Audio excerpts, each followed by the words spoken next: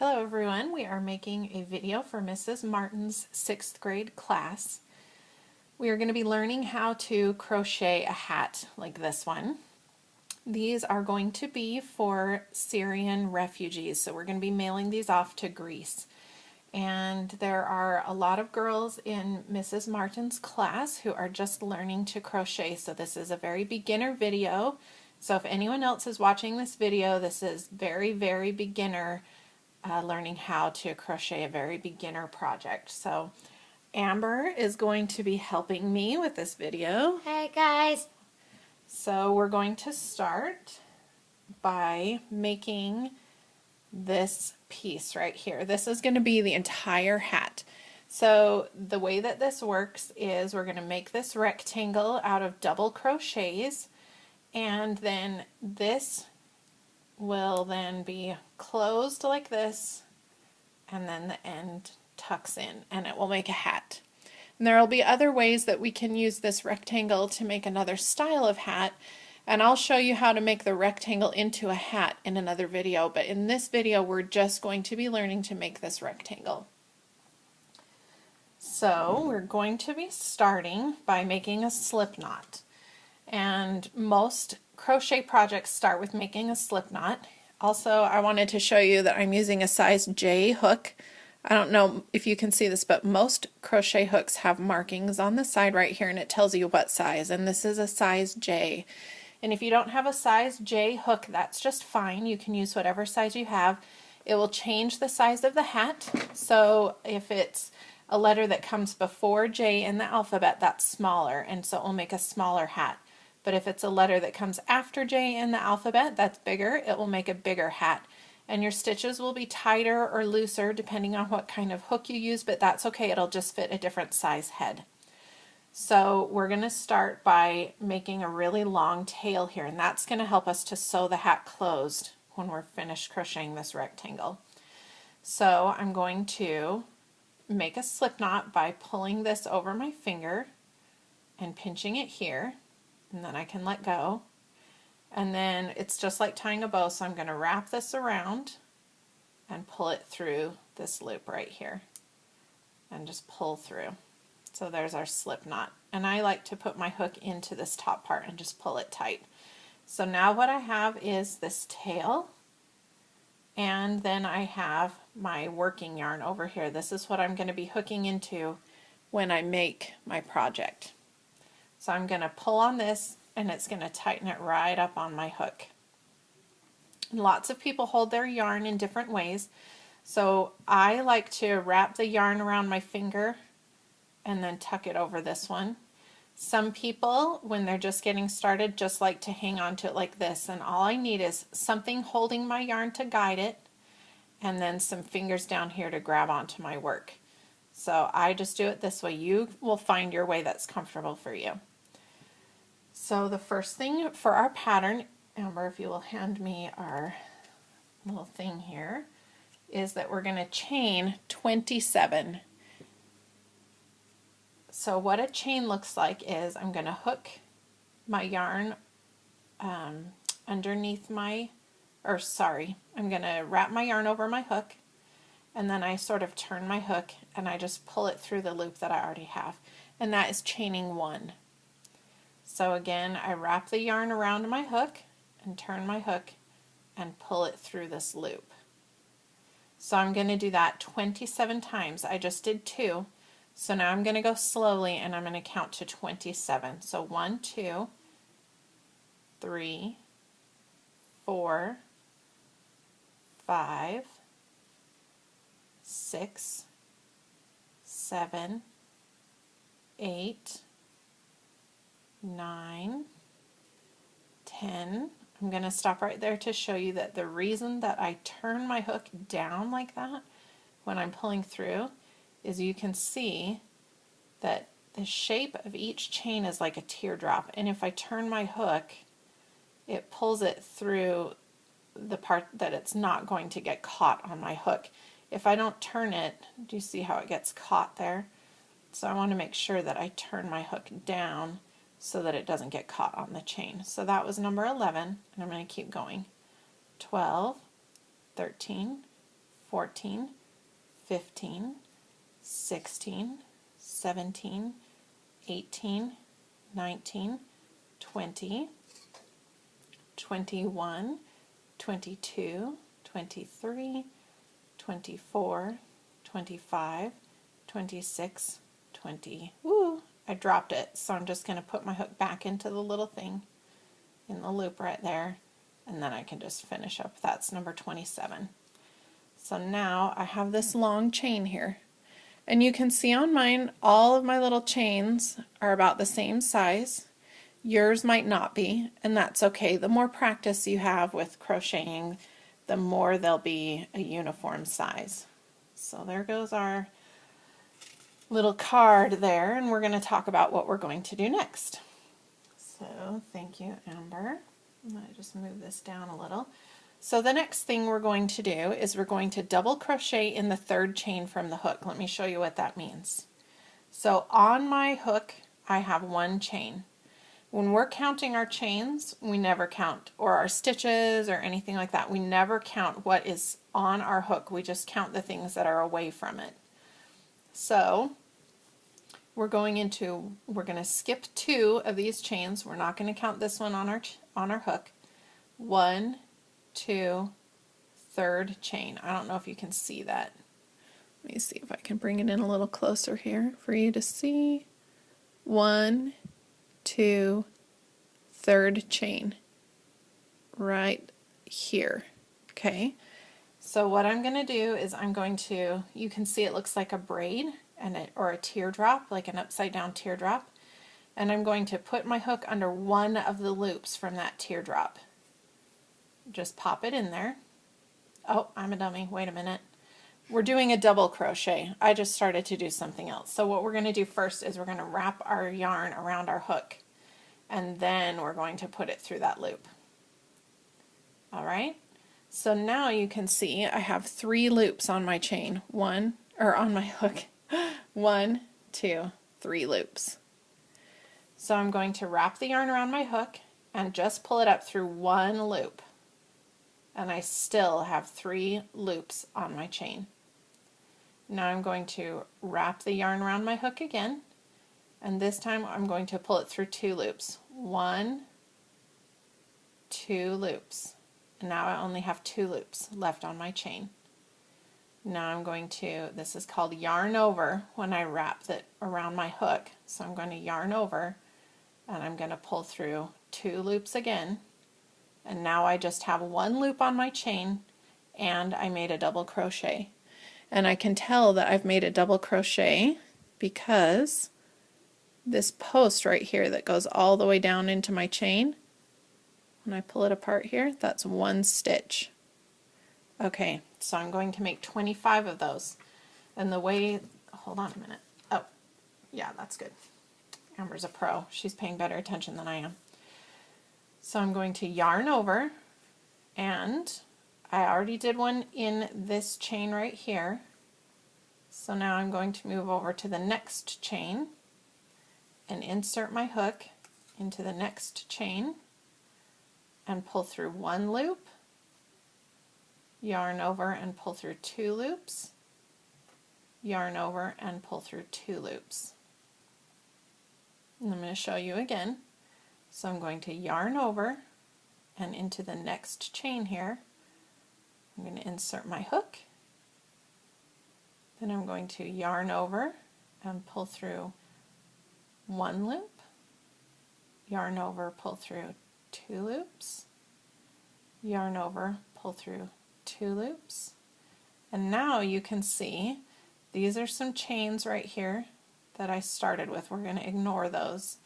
But I have 1, 2, 3 stitches. So I'm going to do 25 stitches all the way to the end of this chain. So I have 3. Now yarn over, insert my hook, and this is stitch number 4.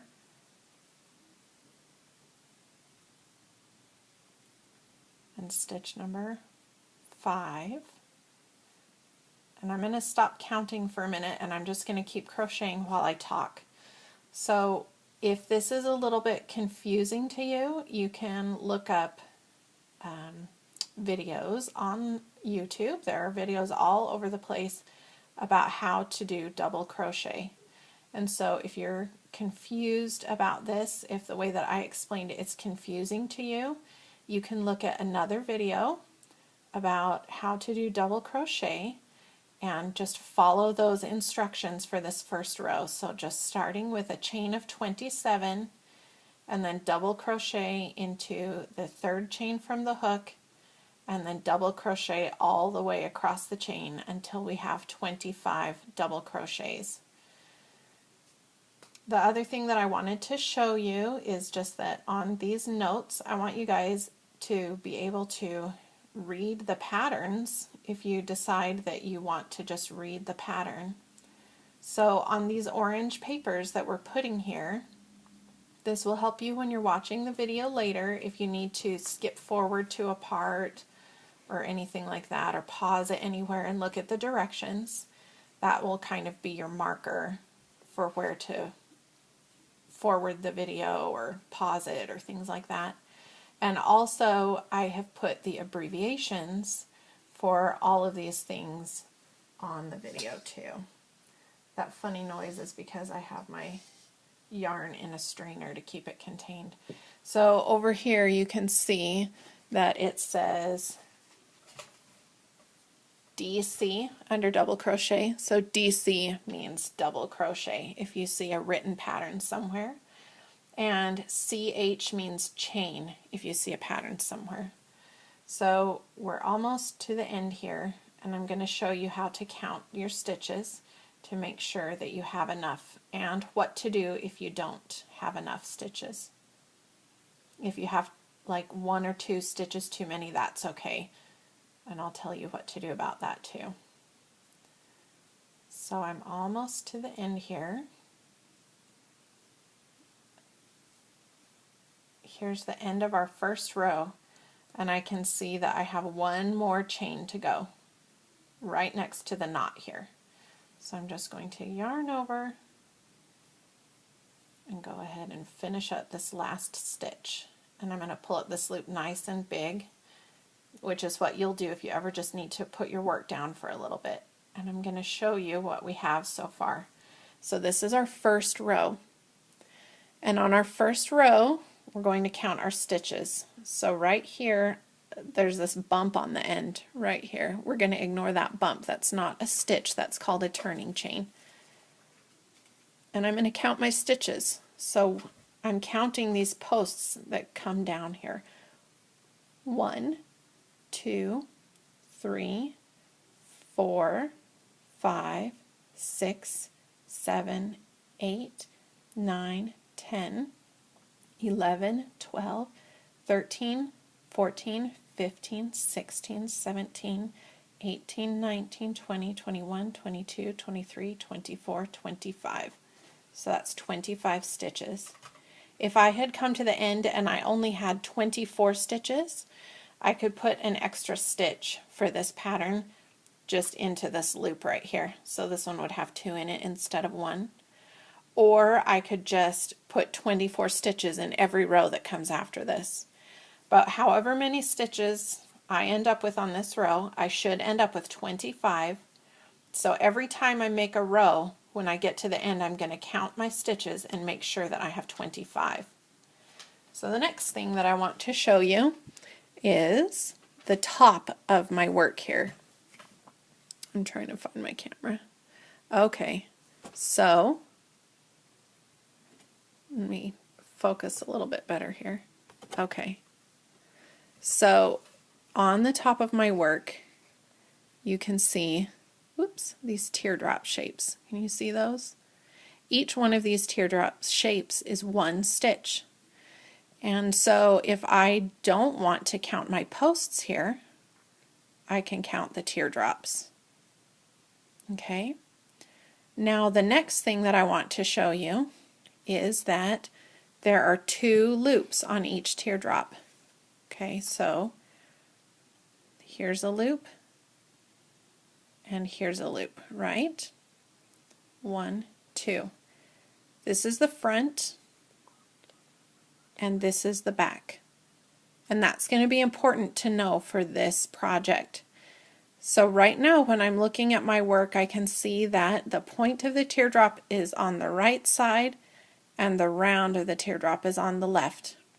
So in a second I'm going to turn my work around, and then when I'm working on it again,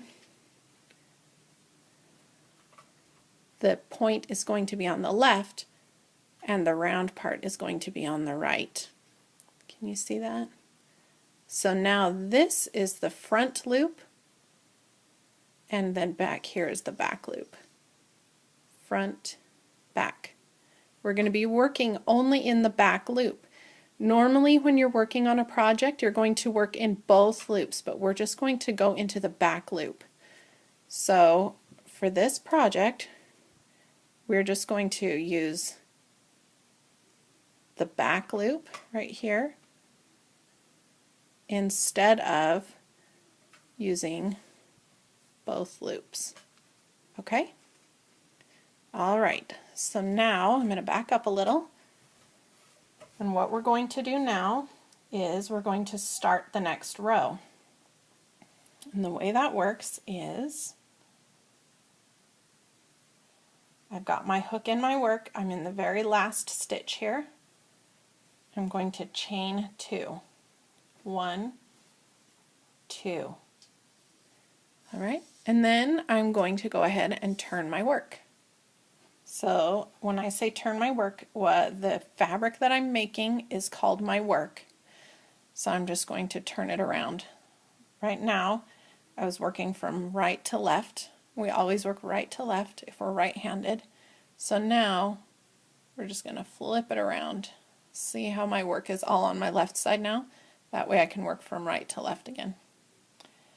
Now I mentioned that we're going to be working in the back loop. Let me show you. Amber, will you tap that? Thank you. All right. I'm going to show you where to put your hook. You can see there's a post here and a little window. Do you see the little window? Woo! I'm coming undone here. I'm trying to watch the camera and my hands. Okay. So you can see there's a little window right here. Normally I would just put my hook through that window. Okay, but I want to show you where we're going to be putting it. So if I turn it this way, I can see there's the loop on my hook and 1 chain, 2 chain, and then this is the top of my first stitch. So I'm going to be putting it into the back loop of my first stitch. Oops, and Amber just reminded me I did it wrong. First I've got to wrap the yarn around my hook, yarn over, and then I'm going to put it into that that back loop, okay? And now I'm going to do another double crochet. So yarn over and pull it through 1 loop, yarn over, pull through 2 loops, yarn over, pull through 2 loops. Okay, now I'm going to yarn over. I'm just holding it still with my fingers while I show you where you're going to put the hook. Right underneath this loop right here, just in that back loop. Okay, yarn over and pull through 1 loop, yarn over, pull through 2 loops, yarn over, pull through 2 loops. So now again we're just going double crochet into the back loop, just this side of the whole row. Okay, I'm going to back up again. Alright, so yarn over and go into the back loop. And there's a double crochet. Sometimes I get a knot that catches on my hands, so I just have to push it out of the way. That's what I was just doing. So what we did now, we chained 2, and here's the abbreviation for that, and then we turned our work, and then we're going to double crochet in the back loop of every stitch all the way across our work. Okay, I'm going to do a few more and then I'm going to switch fabrics. So into the back loop here I'm going to double crochet, and here, and we're just going to keep repeating this thing over and over and over. So I'm going to switch right here. So